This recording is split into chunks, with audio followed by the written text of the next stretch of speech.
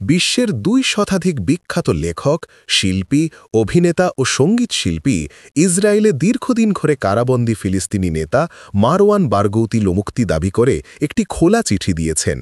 Free Marwan নামে চালু হওয়া এই ক্যাম্পেইনে সই করেছেন লেখক মার্গারেট অ্যাটউড, জেডি স্মিথ, অভিনেতা Benedict Cumberbatch, mark Ruffalo, tilde Swinton সহ বহু আন্তর্জাতিক তারা।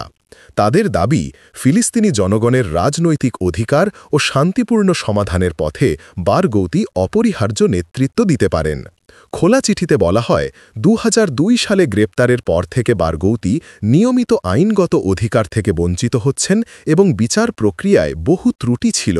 তারা বলেন, দীর্ঘ কারাবাস ও নির্যাতনের অভিযোগ তদন্ত করে তাকে মুক্তি দিতে হবে এবং একটি নতুন রাজনৈতিক আলোচনার পরিবেশ তৈরি করতে হবে। ইসরায়েলি আদালত ২০০৪ সালে বারগৌতিকে ৫ বার আজীবন কারাদণ্ড ও অতিরিক্ত ৪০ বছরের সাজা দেয়। অভিযোগ ছিল দ্বিতীয় ইন্তিফাদার সময় হামলা ও হত্যাকাণ্ডের পরিকল্পনাকারীর ভূমিকা।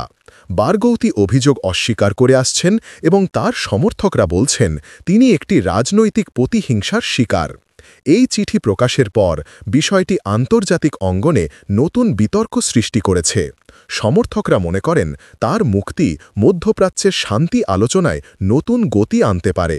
অন্যদিকে সমালোচকরা বলছেন, যে ব্যক্তি হত্যা মামলায় দণ্ডপ্রাপ্ত তাকে মুক্তি দাবি করা রাজনৈতিক পক্ষপাত ছাড়া কিছুই নয়।